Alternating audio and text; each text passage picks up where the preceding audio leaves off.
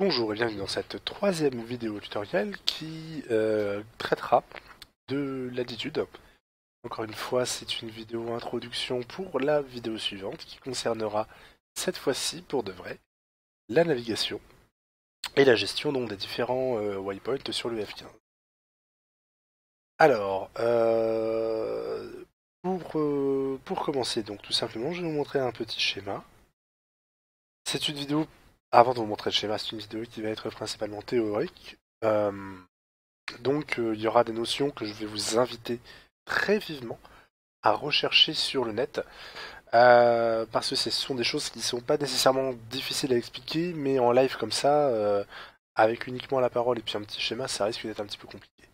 Donc, pour commencer, voilà le petit schéma. Le petit schéma juste là, donc qui représente... Hop. Et voilà, je le mets à la bonne taille. Qui représente donc les différents types d'altitude, donc que je vous expliquerai rapidement le schéma. Nous avons ici le niveau de la mer, nous avons ici bon, le sol qui est représenté. Avec la chaussette, nous avons la piste en vert. Altitude terrain, vous faites pas attention à ça. 1013 hectopascal, vous faites pas attention à ça. Je vous expliquerai ce à quoi ça correspond après. Puis en haut, vous avez des petites indications QNH, FL, QFE. Et puis ça qui doit être probablement un avion. Probablement. En tout cas. Tout d'abord, il faut faire la distinction entre des altitudes et des hauteurs. La hauteur, c'est obligatoirement par rapport à un point dur, par rapport à un repère physique.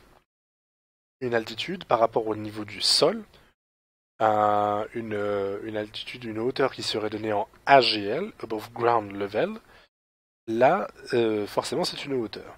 Par rapport à la piste elle est en dur, c'est un repère physique, etc., tout ce que vous voulez, forcément, ce sera une hauteur.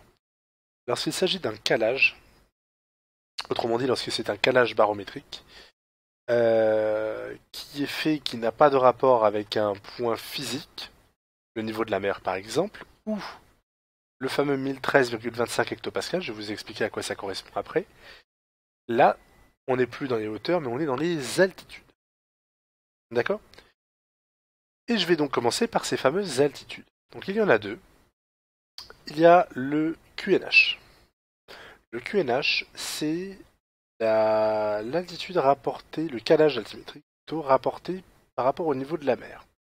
C'est-à-dire qu'en fait, le 0 QNH, dans le secteur où vous vous trouvez, ça veut dire que vous êtes normalement pile poil au niveau où devrait se trouver la mer. Dans votre secteur.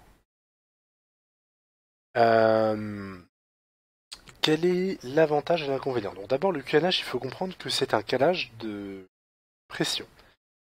Ce qu'il faut comprendre déjà, c'est que la pression atmosphérique, elle n'est pas pareille partout. Ça, c'est le premier point. Ça veut donc dire que on pourrait pas se balader avec le même QNH partout, puisque tout simplement le fait que l'on change de secteur, on n'aura plus tout à fait les mêmes effets de pression, ni le même jour. Forcément, avec les effets de chaleur, de changement du vent, etc., la rotation de la Lune et autres, ce sont des effets qui font que, forcément, et la rotation de la Terre aussi, forcément, la pression n'est pas la même partout. Et donc, un QNH n'est pas valable tout le temps, c'est pas une valeur absolue. C'est quelque chose qui change très régulièrement. Donc, le QNH n'est que donné pour un secteur donné, c'est donné par les infos météo, et ça ne concerne donc qu'un volume d'approche, quand la TMA. Autrement dit, donc le volume d'approche autour de votre aéroport. Le QNH donc a l'avantage, c'est que c'est un point de référence commun, qui, bien évidemment, lorsqu'il est bien fait, toujours bien fait bien sûr, permet donc à tous les avions de pouvoir évoluer en toute sécurité, quelles que soient les conditions météo. Je vais ensuite vous parler, donc le QNH s'annonce en phraséologie QNH, autrement dit, l'ancien contrôleur, vous passez QNH temps. Vous modifiez donc votre QNH. Alors ça a l'air con comme ça. Vous allez voir qu'en fait c'est juste pour faire la distinction après entre FL et surtout le QFE. Donc après le QNH, je vais tout de suite parler donc d'une autre altitude qui est le flight level, niveau de vol. Le niveau de vol, c'est cette fois-ci un niveau qui est fixe. C'est totalement universel comme principe. C'est-à-dire que là, en fait, quand on va évoluer en niveau de vol, on va modifier son altimètre, enfin, son calage altimétrique, et il sera basé donc sur les fameux 1013,25 hectopascal. C'est pas pour rien que c'est noté là. C'est pas pour rien d'ailleurs que c'est ici au niveau du FL. Et donc là ensuite donc les niveaux de vol bien évidemment donc c'est pour tout le monde pareil. Le niveau de vol c'est quelque chose d'absolument, enfin c'est totalement universel comme concept. Mais vous allez sûrement vous poser la question déjà, comment est-ce qu'on sait quand on passe du QNH au flight level? Et c'est là où je vous invite à faire vos petites recherches sur internet. Ce qu'il faut comprendre en fait c'est que plus on monte en altitude, et plus la pression atmosphérique va diminuer. Quand on va être un petit peu,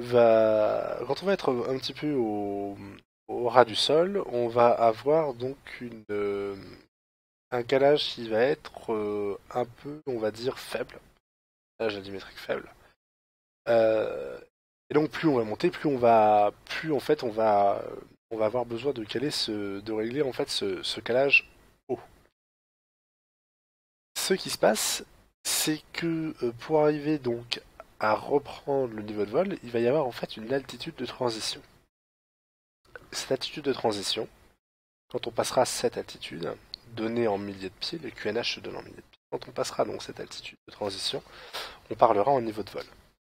Et à l'inverse, donc ça c'est quand on décolle, quand on quitte l'environnement de la piste, à l'inverse, quand on est dans un niveau de vol et qu'on va se poser vers la piste, il y aura donc un niveau de transition.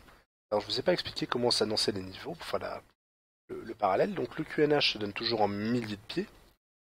Si jamais je dis 5000 pieds QNH, vous savez tout de suite à quoi ça correspond. Si je vous donne cette fois-ci un niveau de vol, donc le niveau 150, niveau 150, là cette fois-ci, c'est tout simplement, les niveaux de vol sont donnés en centaines de pieds. 150, c'est 15 000 pieds. Niveau 200, 20 000 pieds, niveau 300, 30 000 pieds, etc. etc. Donc ce sont des notions qui sont un petit peu compliquées et vraiment, pour arriver à comprendre ce que c'est que la transition altitude et le transition level, je vous invite donc à regarder sur le net par vous-même, vous pourrez trouver des petites explications.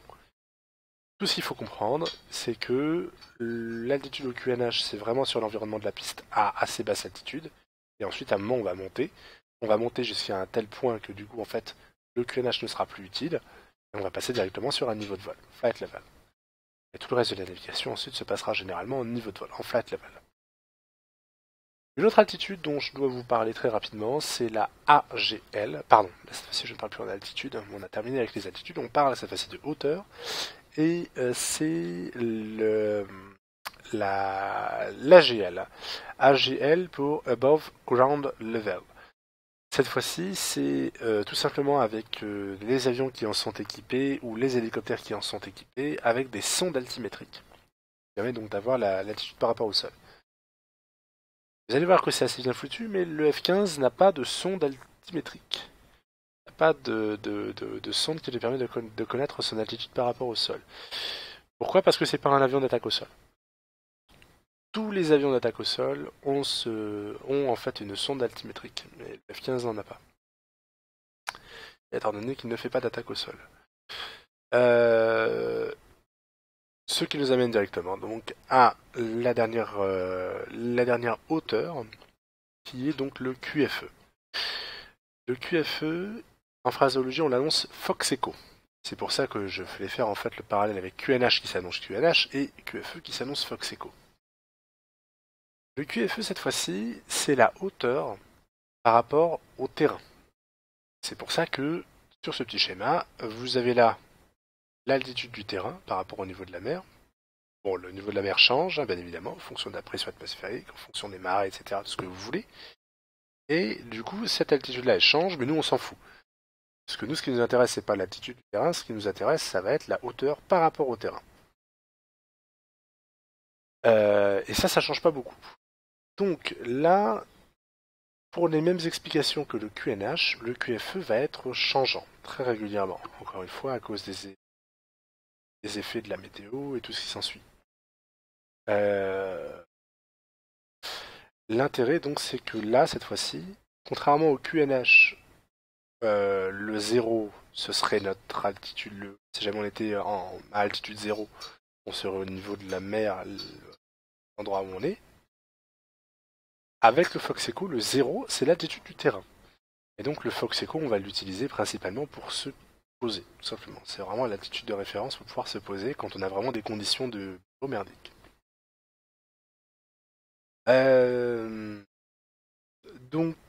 Ceci conclut les différents types d'approches des différents types d'altitude, de hauteur et autres. Ce qui est important de retenir,